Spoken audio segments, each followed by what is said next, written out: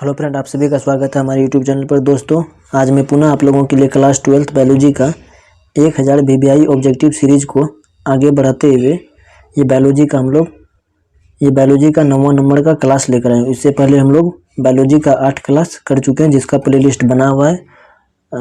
तो उस वीडियो को नहीं देखें, वो जाकर के कृपया देखें, क्योंकि वो आपके एग्जाम के लिए काफ़ी ज़्यादा इम्पोर्टेंट साबित होने वाला है। तो दोस्तों, मैं बता दूं, यदि आप लोग इस चैनल पर नए हैं तो मैं आप लोगों के लिए क्लास 12th के सभी सब्जेक्ट का 1000 VBI ऑब्जेक्टिव का एक सीरीज चला रहा हूं, जिसके अंतर्गत ये हमारा बायोलॉजी का आज 9वां नंबर का क्लास है। तो चलिए फ्रेंड, आज के क्लास को हम लोग स्टार्ट करते हैं। तो आज का ये हमारा प्रश्न नंबर 1 है, ईस्ट में प्रजनन मुख्यतः किसके माध्यम से होता है? तो ईस्ट में जो आपका प्रजनन होगा वो आपका मुकुलन के माध्यम से होता है। अगला प्रश्न है आपके पास, अदरक में कार्बनिक प्रवर्धन किसके द्वारा होता है? तो अदरक में जो आपका कायिक प्रवर्धन जो होता है वो आपका राइजोम के द्वारा होता है। तो चलिए फ्रेंड, हम लोग अगले प्रश्न नंबर 3 को देखते हैं। प्रश्न नंबर 3 है हमारा, भ्रूणपोष में कितने क्रोमोजोम होते हैं? तो भ्रूणपोष में आपका 3n क्रोमोजोम पाया जाता है। तो आप लोग 4 को देखते हैं। प्रश्न नंबर 4 है हमारा, द्विखंडन किसमें पाया जाता है? तो द्विखंडन जो आपका वो अमीबा और पैरामीशियम दोनों में पाया जाता है। हमारा अगला प्रश्न है प्रश्न नंबर 5 है हमारा, इनमें कौन अंडप्रजक प्राणी है? तो अंडप्रजक प्राणी जो आपका वो मुर्गी भी है, सांप भी है, मगरमच्छ भी, यानी कि ये सभी प्राणी आपका अंडे देती है। तो इस प्रश्न का जो आपका सही जवाब होगा वो होगा इनमें से सभी। तो चलिए फ्रेंड, हम लोग अगले प्रश्न नंबर 6 को देखते हैं। प्रश्न नंबर 6 हमारा, पादपों में एम्फीबियन या उभयस्थानी किससे संबंधित है? तो पादप में जो आपका एम्फीबियम या उभयस्थानी वो आपका बायोफाइट से संबंधित हो जाएगा। अगला प्रश्न आपके पास प्रश्न नंबर 7 है हमारा, वायु परागन किसमें नहीं होता है? तो वायु परागन जो आपका वो सेल्विया में नहीं होता है, लेकिन मक्का में भी होता है, घास में होता है और गेहूं में भी होता है, लेकिन सेल्विया में आपका नहीं होता है। तो सही जवाब हो जाएगा ऑप्शन नंबर डी, सेल्विया। तो चलिए फ्रेंड, अब हम लोग अगले प्रश्न नंबर 8 को देखते हैं। प्रश्न नंबर 8 है हमारा, भ्रूणकोश की सेंट्रल कोशिका है। तो भ्रूणकोश की जो सेंट्रल कोशिका है वो आपका द्वितीयक केंद्रक है।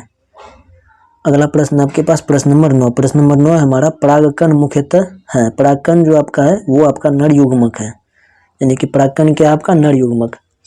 अगला प्रश्न आपके पास प्रश्न नंबर 10 है हमारा, प्रोटोप्लास्ट कल्चर का फ्यूजोजेन क्या है? तो प्रोटोप्लास्ट कल्चर का जो फ्यूजोजेन होगा वो आपका PEG है। तो चलिए फ्रेंड, अब हम लोग अगले प्रश्न नंबर 11 को देखते हैं। प्रश्न नंबर 11 है हमारा, गर्भाशय किससे संबंधित है? तो गर्भाशय जो आपका वो मादा या स्त्री जनतंत्र से संबंधित है। नर जनतंत्र और पादप जनतंत्र ये सब ऑप्शन गलत हो जाएगा। सही ऑप्शन जो आपका होगा वो आपका मादा स्त्री जनतंत्र से संबंधित है। अगला प्रश्न आपके पास प्रश्न नंबर 12 है, द्विगुणित संरचना है। तो द्विगुणित संरचना जो है वो आपका युग्मनज है। तो चलिए फ्रेंड, हम लोग अगले प्रश्न नंबर 13 को देखते हैं। प्रश्न नंबर 13 है हमारा, शुक्राणु किसकी मदद से जीना पेल्यूसिड को विभेदित करता है? तो शुक्राणु जो है आपका वो एक्रोसोम की सहायता से जीना पेल्यूसिड को विभेदित करता है। तो चलिए फ्रेंड, हम लोग अगले प्रश्न नंबर 14 को देखते हैं। प्रश्न नंबर 14 है हमारा, एक्रोसोम इनमें से किसका संभाग है? तो एक्रोसोम जो आपका वो मानव शुक्राणु के सिर का संभाग है।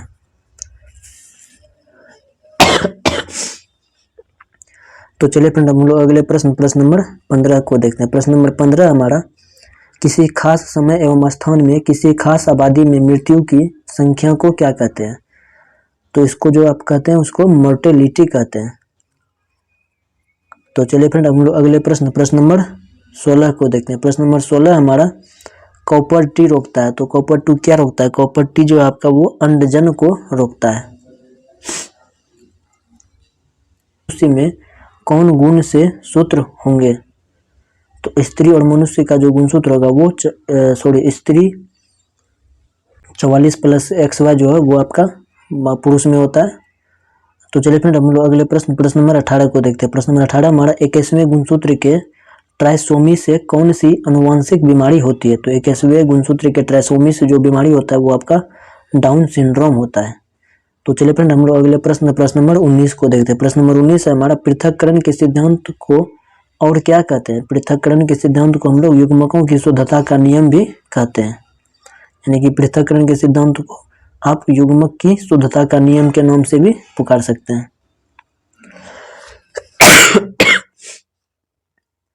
तो चलिए फ्रेंड हम लोग अगले तरह का लिंग निर्धारण किसमें देखा गया है? तो ZZ या ZW लिंग धारण जो आपका वो मोर में देखा गया है। अगला प्रश्न आपके पास प्रश्न नंबर 21। प्रश्न नंबर 21 है, अनुवांशिकता के नियम को किसने प्रस्तावित किया? तो अनुवांशिकता का नियम जो दिया वो मेंडल साहब ने दिया था। तो चलिए फ्रेंड हम लोग अगले प्रश्न नंबर 22 को देखते हैं। प्रश्न नंबर 22 हमारा, इनमें से कौन सा रक्त समूह सार्वभौमिक रक्तदाता होता है? तो ओ ब्लड ग्रुप वाला जितना आदमी होता है वो किसी भी व्यक्ति को रक्त दान कर सकता है। तो ओ ब्लड ग्रुप जिसका होता है वो सबसे अच्छा ब्लड ग्रुप होता है। तो चलिए फ्रेंड हम लोग अगले प्रश्न नंबर 23 को देखते हैं। प्रश्न नंबर 23 जो है, यूरेसिल किससे संबंधित है? यूरेसिल जो संबंधित है वो आपका RNA से संबंधित है।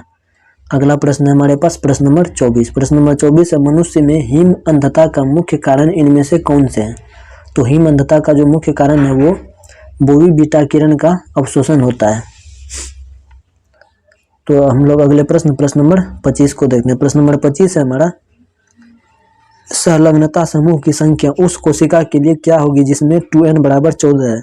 तो संलग्नता इसके लिए आपका 7 हो जाएगा, यानी कि n के जगह पर रखने से ये पुट जाना चाहिए, उसी को संलग्नता कहते हैं।